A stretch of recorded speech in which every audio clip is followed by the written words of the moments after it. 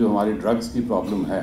उसके बहुत सारे पहलू हो सकते हैं। डिमांड साइड क्या है, सप्लाई साइड क्या है,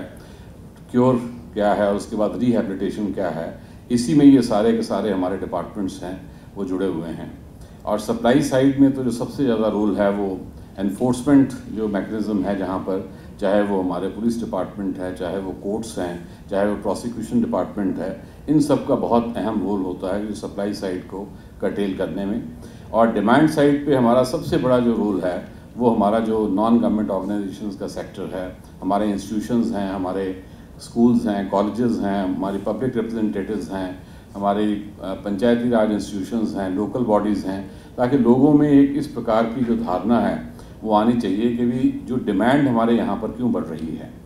कि जो हमारा यूथ है या दूसरे लोग हैं, चाहे वो इस चीज़ को अफोर्ड कर पा रहे हैं या नहीं कर पा रहे हैं, उसमें डिमांड हमारे हर तरफ क्यों बढ़ती जा रही है। क्या हम सफिशेंटली उनको इसके लिए वॉर्न कर रहे हैं कि नहीं कर रहे, क्या हम उनको सफिशेंटली इसके क्या नुकसान है उसके बारे में बता रहे हैं कि नहीं बता रहे, क्या और सोशियो इकनॉमिक फैक्टर्स हैं जो यूथ को इस तरफ लेके जाते हैं, चाहे वो अनएम्प्लॉयमेंट है, चाहे वो और तरह के फैक्टर्स हैं जिससे यूथ इस तरफ जाना शुरू हो जाता है। क्या ये पीयर ग्रुप में कहीं इसको एग्जॉल्टेड स्टेटस तो नहीं दिया जाता कि ऑल दोज पीपल, क्योंकि हमने देखा है कि बहुत सारी जो ऐसी चीज़ें होती हैं उसमें जो पीयर ग्रुप है उसका भी बड़ा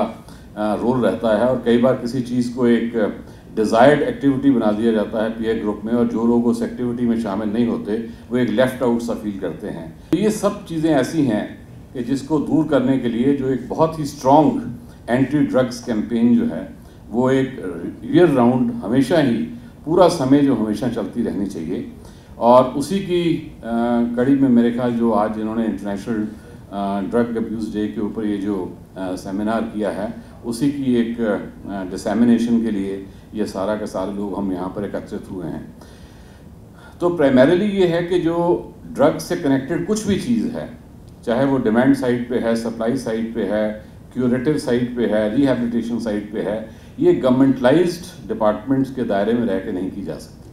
क्योंकि गवर्नमेंट डिपार्टमेंट तो उसको एक ड्यूटी समझ के काम करेंगे, एक पर्टिकुलर टास्क समझ के काम करते हैं, उस टास्क के अंदर ही वो अपना जो योगदान है वो दे सकते हैं। और जो अधिकारी कर्मचारी आज के दिन में इस पर्टिकुलर समस्या से जुड़े हुए हैं, अगर कल को उनका वहाँ से स्थानांतरण हो जाता है तो नेचुरली कोई नए लोग आते हैं, नए लोग उसको नए तरीके से उसको करते हैं। लेकिन अल्टीमेटली जो सोसाइटी है, सोसाइटी में जो हमारी इंस्टीट्यूशंस हैं, नॉन गवर्नमेंट इंस्टीट्यूशंस जो हैं, चाहे वो किसी भी फील्ड में हो, जिस तरह का रोल वो प्ले कर सकती हैं, क्योंकि वो एक कॉन्टीन्यूस बेसिस पे रहेगा और उनका जो एक प्रभाव है जो हमारे यूथ के ऊपर और दूसरे लोगों के ऊपर, वो एक बहुत डिफरेंट तरीके का प्रभाव है। सोसाइटल प्रेशर जो है वो कई बार जो लीगल प्रेशर और जो हमारा जो लॉ को ब्रेक करने से जो हमारा एक कल को किसी को कोई प्रॉब्लम्स हो सकती हैं, उससे कहीं ज़्यादा जो सोसाइटल प्रेशर है वो कई बार ज़्यादा कारगर सिद्ध होता है। तो मैं तो ये कहूँगा कि ये जो पूरा की पूरी हमारी जो कैंपेन है, इसको केवल